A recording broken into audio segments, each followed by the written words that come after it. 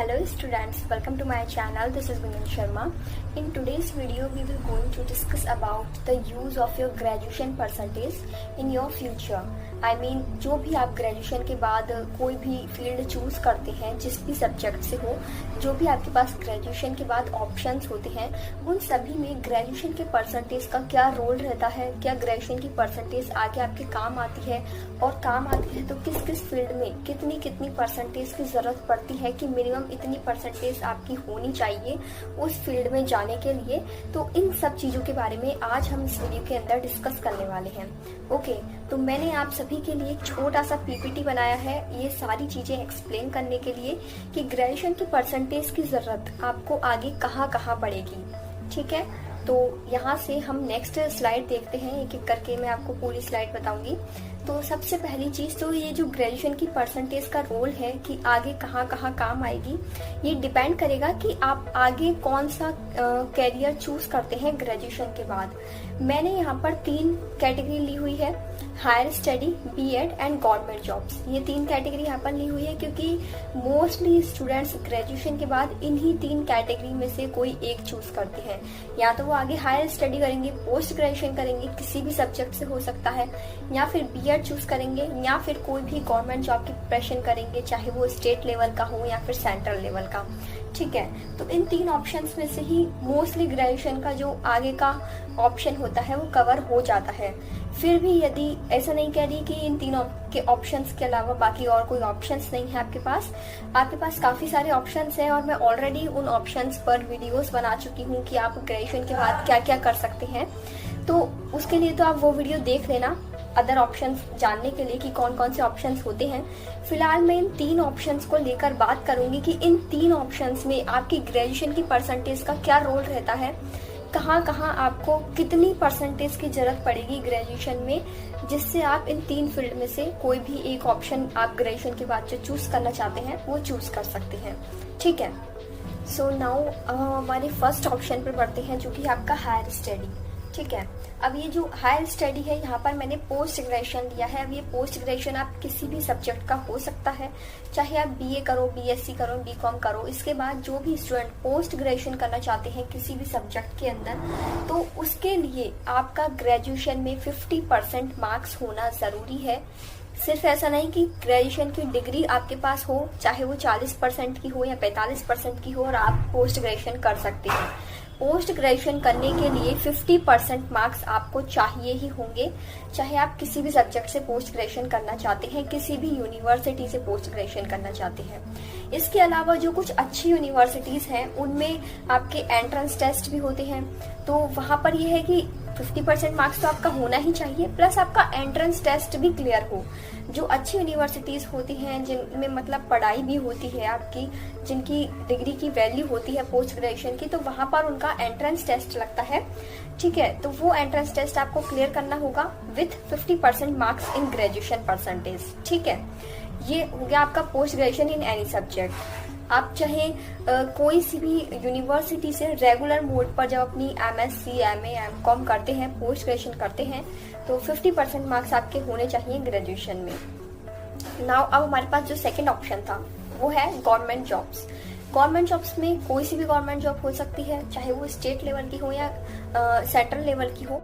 अब यदि government job के अंदर मैं ग्रेजुएशन की परसेंटेज की बात करूं, तो मैं पहले आपको पहले का सीन बताती हूं कि आजकल तो इतना नहीं है, लेकिन पहले क्या होता था कि जो भी आपकी सेंट्रल लेवल की जो अच्छी अच्छी जॉब्स होती थी, बैंक, एसएससी, रेलवे, यूपीएससी, जो कि मेन आजकल चल रही है, ये इनके अंदर ग्रेजुएशन में मिनिमम परसेंटेज मांगा जाता था। ओनली वही स्टूडेंट्स अप्लाई कर पाते थे जिनकी ग्रेजुएशन के अंदर मिनिमम 60% होती थी जनरल कैंडिडेट्स के लिए, और एससी, एसटी, ओबीसी के लिए होती थी 50%। मिनिमम मार्क्स जरूरी थे, ये परसेंटेज ग्रेजुएशन के अंदर होना, तभी ये लोग अप्लाई कर पाते थे। लेकिन आजकल ये क्राइटेरिया हटा दिया गया है, और भी जो अदर सेंट्रल लेवल की जॉब्स हैं, अदर स्टेट लेवल की जॉब्स हैं, पहले इनमें क्राइटेरिया होता था, बट अब ये क्राइटेरिया हटा दिया गया है। लेकिन ऐसा नहीं है कि पूरी तरीके से सभी जॉब्स के लिए क्राइटेरिया हट चुका है। अभी भी कुछ गिनी चुनी जॉब्स बची हुई हैं जिनके अंदर परसेंटेज क्राइटेरिया अभी भी मांगा जाता है, मतलब उन जॉब्स के लिए वही स्टूडेंट्स अप्लाई कर सकते हैं जिनका ग्रेजुएशन में मिनिमम 60% होता है। अब मैं ये नहीं कह रही कि सभी जॉब्स में आपका ग्रेजुएशन का परसेंटेज मैटर करेगा।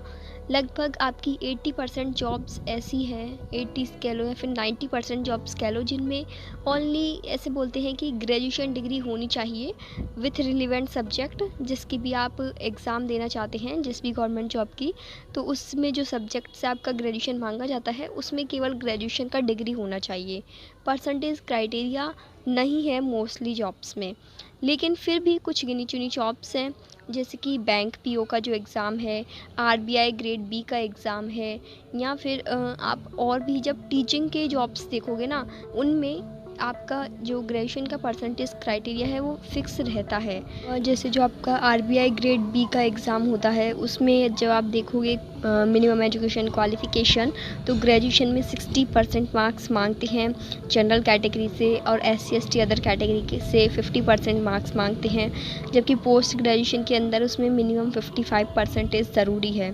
तो अभी भी कुछ ऐसी जॉब्स बची हुई हैं टीचिंग लाइन के अंदर या बैंकिंग के अंदर, जिनमें आपसे ग्रेजुएशन का परसेंटेज मैटर करता है, आपका मिनिमम क्राइटेरिया रहता है। इसके अलावा जो साइंस बैकग्राउंड के BSc के स्टूडेंट्स हैं, उनके लिए तो परसेंटेज का थोड़ा ही क्राइटेरिया रहता है यदि उन्हें साइंटिस्ट वाली फील्ड में जाना है।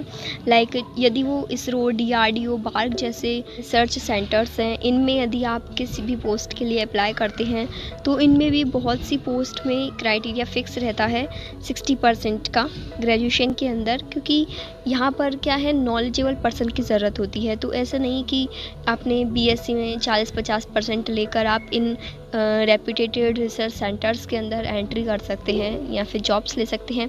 मैं ये नहीं कह रही कि सभी पोस्ट के लिए, कुछ कुछ पोस्ट पर आपका ये परसेंटेज का क्राइटेरिया मैटर करेगा। तो वो चीज़ आपको देखनी होगी यदि आप किसी पोस्ट के लिए अप्लाई करते हैं, तो उसका एजुकेशनल क्वालिफ़िकेशन आपको चेक करना होगा। वहाँ पर आपको पता चलेगा कि ग्रेजुएशन का परसेंटेज मैटर करेगा उस पर्टिकुलर जॉब पोस्ट के लिए या फिर नहीं। ठीक है।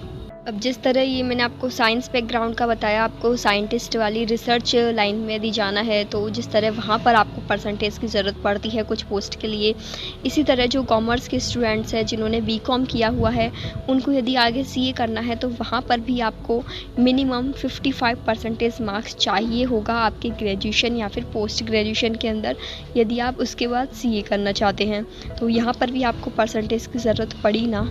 ये चीज़ तो आपको देखनी होगी कि आप किस तरह की गवर्नमेंट जॉब के लिए अप्लाई करना चाहते हैं। बाकी जो मोस्टली कॉमन जॉब्स हैं, जो कि आपकी स्टेट लेवल की हो चाहे सेंट्रल लेवल की, जिनके नेम आप सभी ने काफ़ी सुन रखे हैं, आजकल हर स्टूडेंट जिन एग्ज़ाम्स के लिए फॉर्म अप्लाई करता ही है, उनमें ग्रेजुएशन की परसेंटेज की कोई बाउंडेशन नहीं है। Like SSC, banks, UPSC, Railways, और जो आपकी स्टेट लेवल की एडमिनिस्ट्रेशन की एग्ज़ाम्स, और भी जो आपकी अदर वैकेंसीज़ होती है, LDC, रीच वगैरह, इनमें आपका ग्रेजुएशन का परसेंटेज इतना मैटर नहीं करता।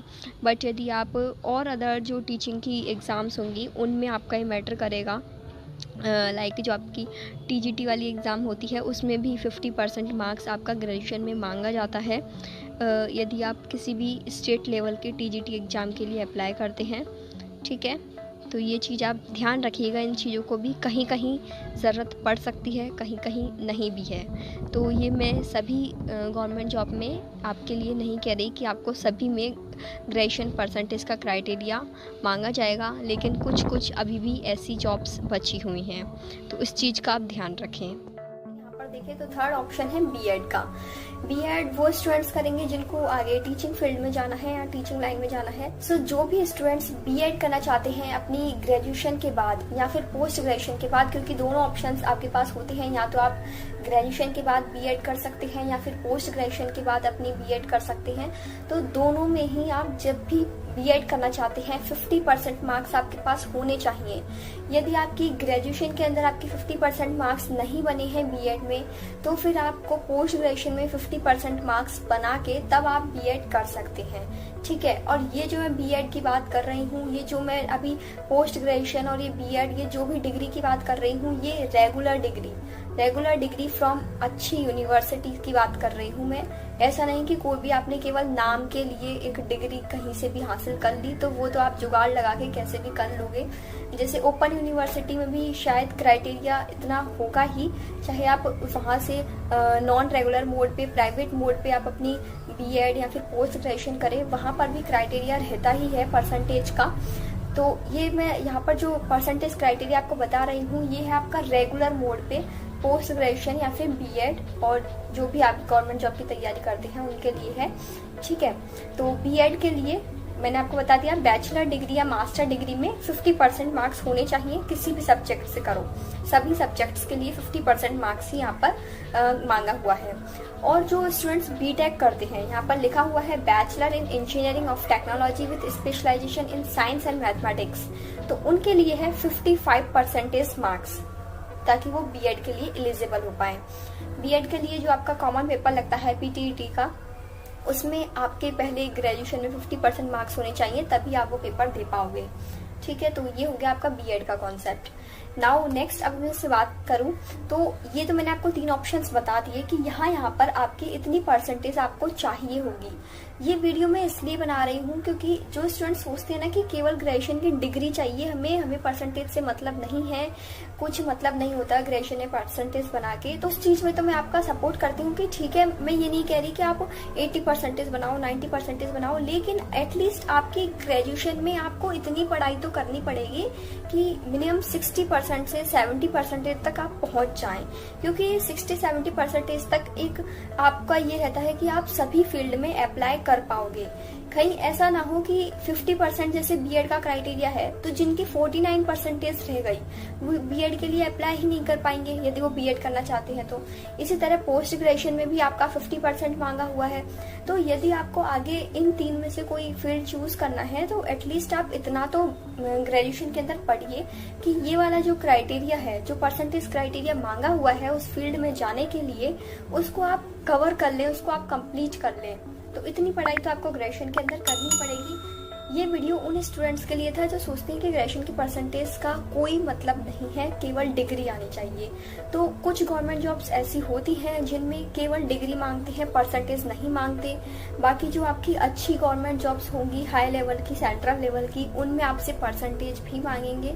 तो ये जॉब्स पर डिपेंड करता है कि आप किस जॉब की प्रिपरेशन कर रहे हैं। इसी तरह पोस्ट ग्रेजुएशन में भी डिपेंड करता है कि आप किस यूनिवर्सिटी से कर रहे हैं। बहुत सी यूनिवर्सिटी में तो परसेंटेज का क्राइटेरिया है, बाकी कुछ गिनी चुनी यूनिवर्सिटी हैं जिनमें केवल ग्रेजुएशन की डिग्री मांगते हैं। फिर चाहे वो 40% वाला हो, उनको भी पोस्ट ग्रेजुएशन की डिग्री मिल जाती है, लेकिन उस डिग्री का कोई मतलब नहीं होता। यदि आपको पोस्ट ग्रेजुएशन ही करना है तो और नॉलेज लेनी है और आप एक अच्छी यूनिवर्सिटी से पोस्ट ग्रेजुएशन करना चाहते हैं तो फिर आपका ये जो क्राइटेरिया होगा ना उस यूनिवर्सिटी में, ये फिक्स रहेगा कि 50% से ऊपर होना चाहिए। तो इसलिए आप ग्रेजुएशन में भी अच्छे से ही पढ़ाई करें, एटलीस्ट उस क्राइटेरिया को तो कवर कर लें, ताकि आपको आगे कोई भी फील्ड में आप जाना चाहो उसके लिए बाउंडेशन ना हो आपकी परसेंटेज की वजह से, ठीक है। सो इसके जो मैंने आपको 3 ऑप्शंस बताए, इनके अलावा यदि आप कोई अदर ऑप्शन चूज करते हैं तो आप कमेंट सेक्शन में बताएं, ताकि और भी स्टूडेंट्स को उन ऑप्शंस के बारे में पता चले। और उनमें भी क्राइटेरिया हो सकता है परसेंटेज का, वो आपके ऑप्शन पे डिपेंड करता है, तो उस चीज के बारे में भी आप जरूर सर्च कर लेना। यदि आपका कैरियर ऑप्शन ग्रेजुएशन के बाद इन 3 ऑप्शंस के अलावा है तो उसमें आप चेक कर लेना कहीं इसमें परसेंटेज की कोई बाउंडेशन तो नहीं कि ग्रेजुएशन में हमें इतनी परसेंटेज होनी चाहिए तभी हम उस फील्ड के लिए अप्लाई कर पाए। ये चीज आप देख लेना। नाउ आई होप आप वो चीज समझ पाए होंगे जो कि मैं आपको इस वीडियो के जरिए बताना चाह रही हूँ, आपकी ग्रेजुएशन परसेंटेज का role in your future options for after graduation, ठीक है। तो यदि आपको ये वीडियो थोड़ी सी भी हेल्पफुल लगी हो तो वीडियो को आप लाइक करें, और ग्रेजुएशन से ही रिलेटेड, आपकी कॉलेज लाइफ से रिलेटेड काफ़ी वीडियोस हैं इस चैनल पर, तो आप प्लेलिस्ट चेक करें, वहाँ पर आपको काफ़ी सारी इन्फॉर्मेटिव वीडियोस मिलेंगी आपकी ग्रेजुएशन से रिलेटेड, बीएससी से रिलेटेड। ये चैनल स्पेशली वैसे कॉलेज स्टूडेंट्स के लिए ही है, तो आप प्लेलिस्ट चेक करें, वहाँ पर आपको अदर इन्फॉर्मेटिव वीडियोस भी मिलेंगी। और यदि ये वीडियो आपको अच्छी लगी हो तो लाइक ज़रूर करें। Thank you for watching this video. Bye bye. Take care. Have a good day.